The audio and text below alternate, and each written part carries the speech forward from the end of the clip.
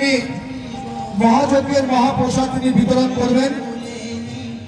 আমাদের সকলকে তিনি আহ্বান করেছেন এবং তিনি সকলকে নিমন্ত্রণ করেছেন এই মহাযজ্ঞের মহাপ্রসাদ নেওয়ার জন্য।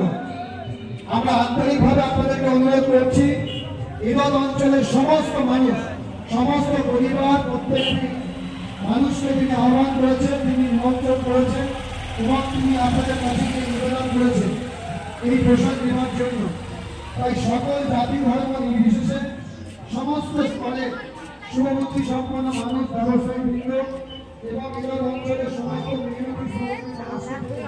নিমন্ত্রণ দিয়েছেন। আশা করি আপনারা